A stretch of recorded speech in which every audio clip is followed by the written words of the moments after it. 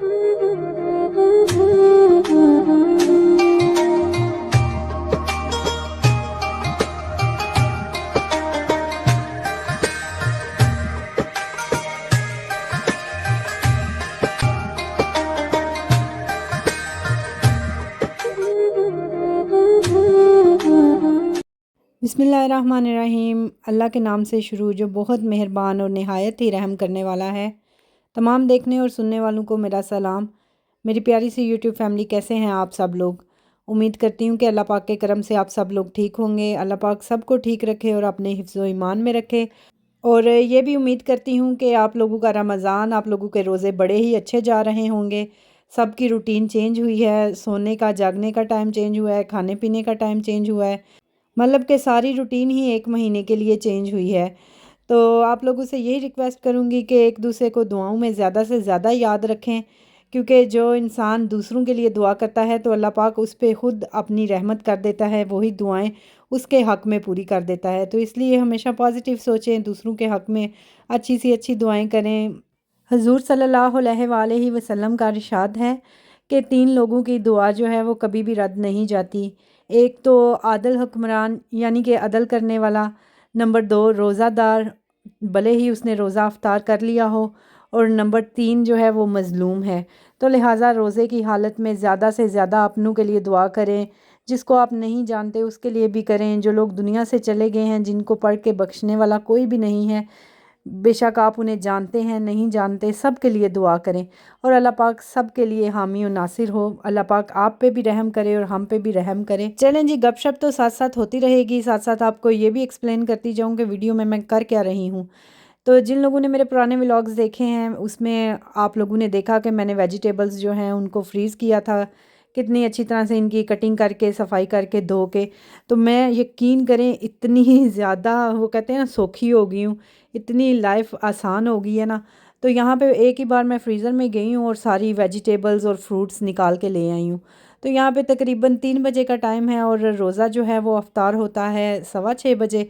और आज अल्हम्दुलिल्लाह से है भी फर्स्ट फ्राइडे ऑफ रमज़ान। तो मैं एक ही बार सारी फ्रीज़र में से चीज़ें निकाल लाई हूँ। तो इनको मैं निकाल के टोकरियों में डाल के रख दूँगी ताकि ये डीप फ्रोज़ हो जाएँ। तो यहाँ पे मैंने गोभी भी निकाल ली, पालक, और साथ में प्याज का जो है वो भी काट के मैंने फ्रीज़ किए हुए थे, वो भी निकाल लिए। और अब यहाँ पे मैं फ़्रूट भी निकाल लूँगी। मुझे ज़्यादा से ज़्यादा 5 मिनट लगे होंगे इन सारी चीज़ों को रेडी करके रखने में। और अगर इन सब की मैंने कटाई करनी होती, इन सब को मैंने वॉश करना होता, बर्तन भी कितने गंदे होने थे, साथ इतना मैस होना था। तो यकीन करें कि ना, ये बिल्कुल बात सही है कि अगर हम प्रिपरेशन करके रख लें तो हमारा बहुत सारा टाइम बच जाता है। तो अच्छा, यहाँ पे ऑरेंज जो है वो भी मैंने फ्रीज़ किए हुए थे, ऑरेंज का रस निकाल के, आप लोगों को पता ही है। और कितनी आसानी से मैंने बैग से निकाल के तो वो उसके अंदर डाल दिया, क्योंकि मैं फ्रूट चाट बनाती हूँ तो उसके अंदर जो है वो मैं ऑरेंज ज़रूर ही डालती हूँ, हाफ़ ऑरेंज। तो ये ऑलमोस्ट हाफ़ ही बन जाता है। और बाकी का फ्रूट भी मैं साथ निकाल लूँगी, जैसे कि ग्रेप्स था, ब्लूबेरी थी, उसके बाद अनार है, उसके बाद स्ट्रॉबेरी और कीवी, ये सारी चीज़ें निकाल के मैं इनको रख दूँगी। 2 घंटे के अंदर अंदर ये डीप फ्रोज़ हो जाएंगी। और ये सारे जो फ्रूट हैं, हल्का सा इनमें से अपना भी जूस निकलेगा, क्योंकि ये वैसे भी नॉर्मल सी बात है, अगर हम फ्रूट चाट बना रहे हों, जैसे ही उसमें हम सॉल्ट डालें और फ्रूट चाट डालें तो ऑटोमेटिकली ही फ्रूट चाट के अंदर हल्का सा लिक्विड होता है। और उसके अलावा जो है ऑरेंज जूस की वजह से भी वो जूसी जूसी सा बन जाता है। तो यकीन करें कि इतनी मज़े की मेरी फ्रूट चाट बनी थी, इतनी मज़े की। इसमें और फ्रेश फ्रूट जो है, इन दोनों में कोई भी डिफरेंस नहीं था। खाने वाला बता ही नहीं सकता था कि ये फ्रोज़न फ्रूट की बनी हुई है फ्रूट चाट या फ्रेश फ्रूट की बनी हुई है। तो ये भी एक किस्म का फ्रेश फ्रूट ही है। अच्छा, एक चीज़ आप ख़ुद नोट करना अपने अपने घरों में, कि घर में जो फ्रूट आता है 3 से 4 दिन बाद, भले ही वो फ्रिज में पड़ा हो या बाहर किचन में पड़ा हो, 3 से 4 दिन बाद उसका जो टेस्ट है वो चेंज हो जाता है। जो फर्स्ट डे टेस्ट होता है उसका, वो 3 से 4 दिन बाद बिल्कुल भी आपको वो टेस्ट नहीं मिलेगा। तो यहाँ पे देखें, ये कितने ही मज़े का फ्रेश फ्रेश सा फ्रूट लग रहा है। और ऐसा करने से ये भी हुआ कि मेरा बहुत सारा टाइम जो है वो डेली बच जाता है।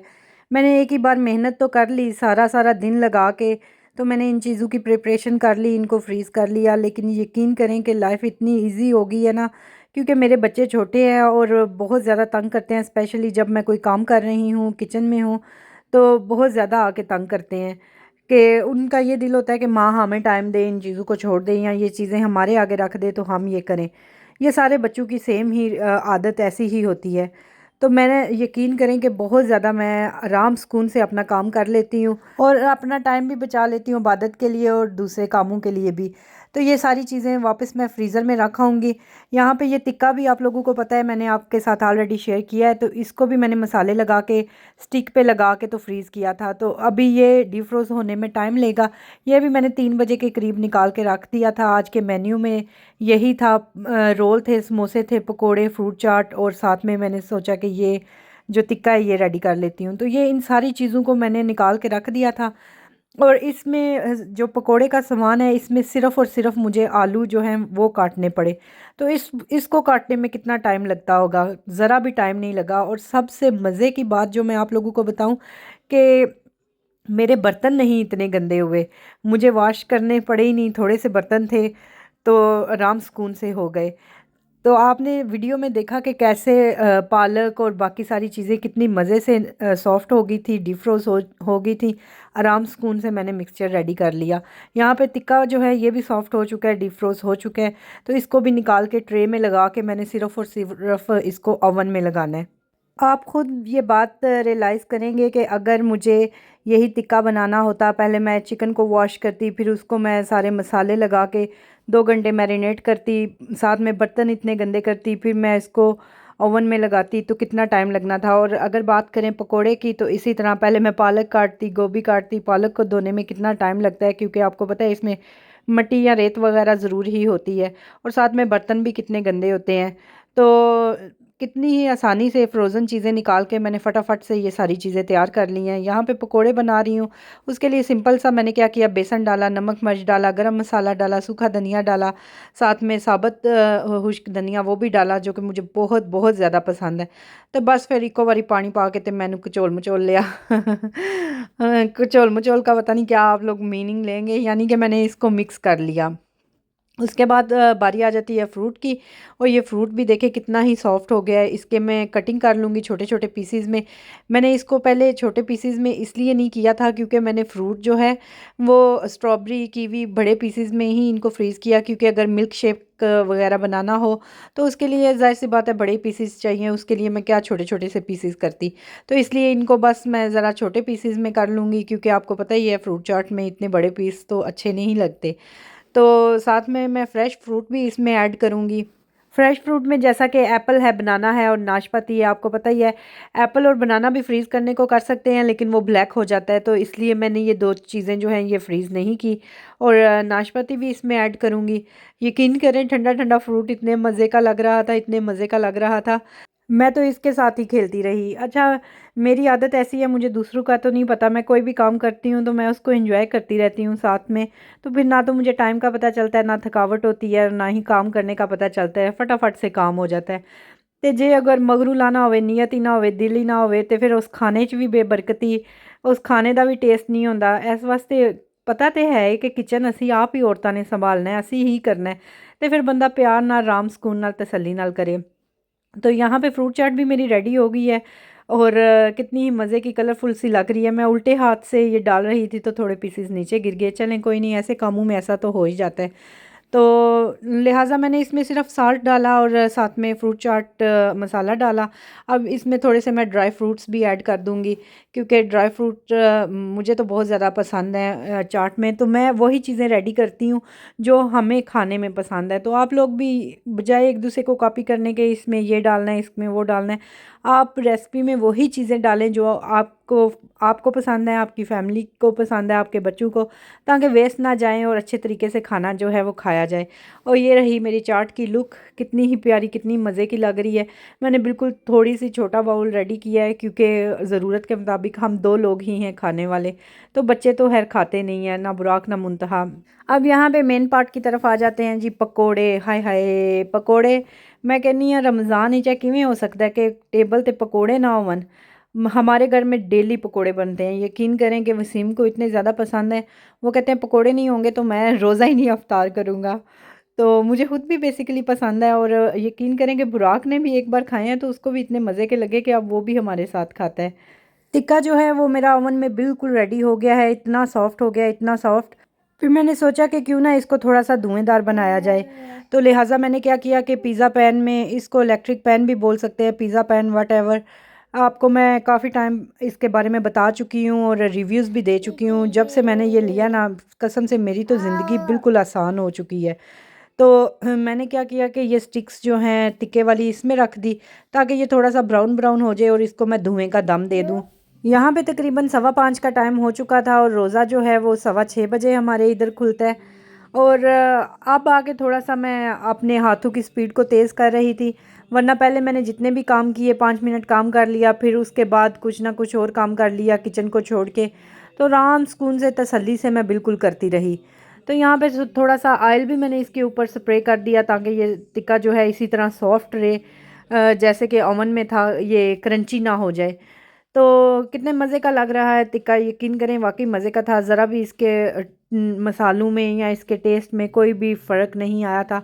जैसे मैंने उस दिन फ्रेश बनाया था उसी तरह फ्रीज़ किया हुआ भी सेम टेस्ट का था।